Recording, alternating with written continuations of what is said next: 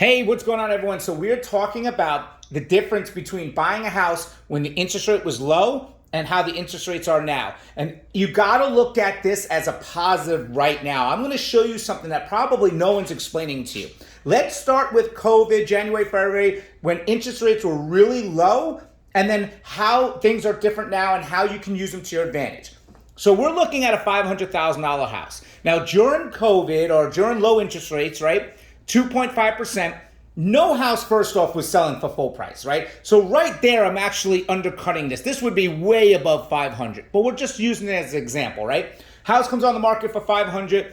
Someone makes an offer. There's no credits towards their closing costs. So they're paying their closing cost of $15,000. Then there's the appraisal gap. Now, it was a lot more than that, but we'll just say $20,000. I've seen $50,000, $60,000, right? But again, we're just doing it at $500,000. They pay a $20,000 appraisal gap. So this person, to buy this house, had to come out at minimum cash $35,000. Now, was there more appraisal, 40, 50, 60? Yeah. Again, I'm just going to use an average of what I saw. $15,000 for closing costs, $20,000 towards appraisal gap. So they're coming out of pocket to buy this house, $35,000 cash, okay? But now, because the interest rate was 2.5, and I'm just doing basic taxes and PMI, all that, their payment is $23.58, okay? So that's the payment on this house.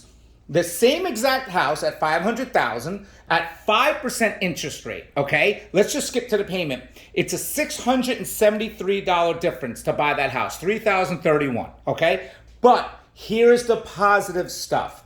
Number one, where this house is selling way above 500, you are already seeing price reductions all across the board. And it's crazy to me because why are these realtors doing price reductions right away? Another video coming of what they should be doing, which none of these agents are doing.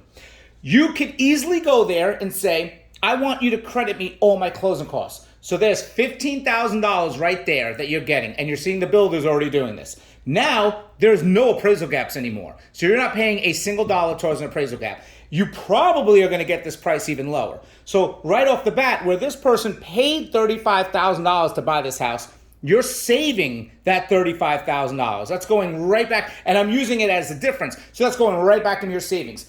So yes, you're paying more money right now a month, right? A month at $673. So, but that's a $35,000 difference between what they paid. It's a 4.5 year difference. If interest rates come down, buying down the interest rate, whatever the case may be, you could be in a way better predicament. Number one, getting it lower. Number two, if rates come down, refinancing. If you need to sell in a couple of years, because this one, they're overpaying and they're already underwater from the cash. You're not underwater. You're saving that money up front. You have a savings. If you have to take money, right, from the $35,000 to pay the difference of this payment, you have years to do it. So you got to look at things on the positive side and what's going to benefit you.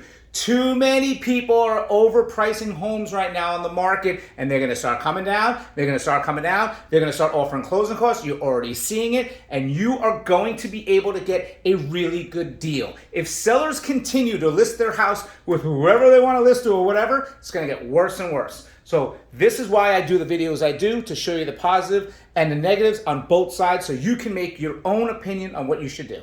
I'm Karen. Talk to you soon.